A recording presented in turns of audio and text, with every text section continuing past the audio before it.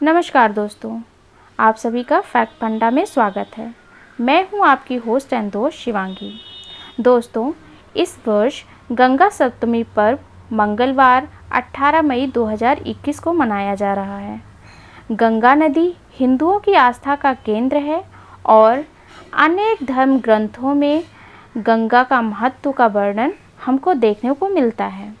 तो चलिए दोस्तों, हम गंगा सप्तमी के बारे में और इसके महत्व के बारे में और इससे रिलेटेड जो भी प्रचलित कथाएं हैं उनके बारे में, उसके इतिहास के बारे में जान लेते हैं। पौराणिक शास्त्रों में उल्लेख है कि वैशाख शुक्ल सप्तमी के दिन माँ गंगा स्वर्ग लोक से भगवान शिव की जटाओं में पहुंची थी। इसलिए इस दिन को गंगा सप्तमी या गंगा जयंती के रूप में मनाया जाता है।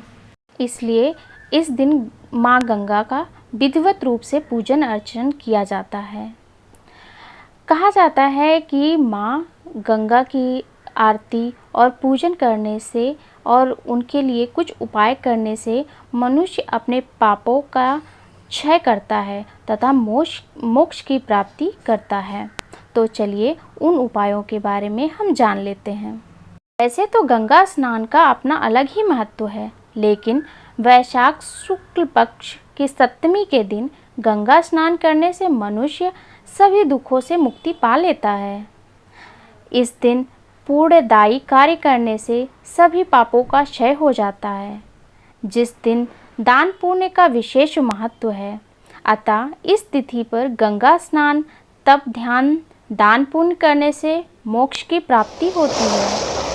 मान्यता है कि इस दिन गंगा पूजन से मांगलिक दोष से ग्रसित जातकों को विशेष लाभ प्राप्त होता है। विधि विधान से किए गए गंगा पूजन का अमोक्ष फल प्रदान करता है। कहा जाता है कि गंगा नदी में स्नान करने से 10 पापों का हरण होकर अंत में मुक्ति मिलती है। गंगा सप्तमी के पर्व पर माँ गंगा में डुबकी लगाने से मनुष्यों के सभी पाप धुल जाते हैं। इस पर्व के लिए गंगा मंदिरों सहित अन्य मंदिरों में विशेष पूजा अर्चना की जाती है। गंगा सप्तमी के दिन गंगा पूजन एवं स्नान से रिद्धि सिद्धि, यश, सम्मान प्राप्ति होती है। जीवनदायिनी गंगा में स्नान, पूर्ण सलीला नर्मदा के दर्शन और मोक्षदायिनी क्षिप्रा के स्मरण मात्र से मोक्ष की प्राप्ति होती है। अभी कोरोना वायरस के चलते लॉकडाउन चल रहा है, अतः ऐसे समय पर घर पर ही रहकर इस तरह से पूजन करके गंगा सप्तमी का पुण्य कमा सकते हैं। चलिए हम जान लेते हैं कैसे पूजन करना है। यदि गंगा मैया में स्नान करना संभव ना हो तो भी गंगा जल की कुछ बूंदें साधारण जल में मिलाकर उससे स्नान किया जा सकता है। स्नान आदि के पश्चात गंगा मैया की प्रतिमा का पूजन कर सकते हैं। भगवान भोलेनाथ की आराधना भी इस दिन शुभ लाभदायी मानी जाती है। इसके अलावा गंगा को अपने तप से पृथ्वी पर लाने वाले भागीरथी की पूजा भी की जा सकती है। गंगा पूजन के साथ साथ दान पुण्य करने का भी फल मिलता है। वैसे तो गंगा नदी के साथ अनेक पौराणिक कथाएं जुड़ी हुई हैं, जो कि गंगा जी के संपूर्ण अर्थ को परिभाषित करती हैं। गंगा नदी हिंदुओं की आस्था का केंद्र है और अनेक धर्म ग्रंथों में गंगा के महत्व का वर्णन देखने को मिलता है। माँ गंगा का जब आप पूजन अर्चन करें तो इस मंत्र को दोहराना ना भूलें। ओम नमो भगवती हिली हिली मिली मिली गंगे माँ पावै पावै स्वाहा। यह गंगा जी का सबसे पवित्र और पावन मंत्र है। चलिए मैं गंगा जी की एक छोटी सी कथा आपको सुनाती हूँ। भागीरथी एक प्रतापी राजा थे। उन्होंने अपने पूर्वजों को जीवन मरण के दोष से मुक्त करने के लिए गंगा को पृथ्वी पर लाने की ठानी। उन्होंने कठोर तपस्या आरंभ कर दी।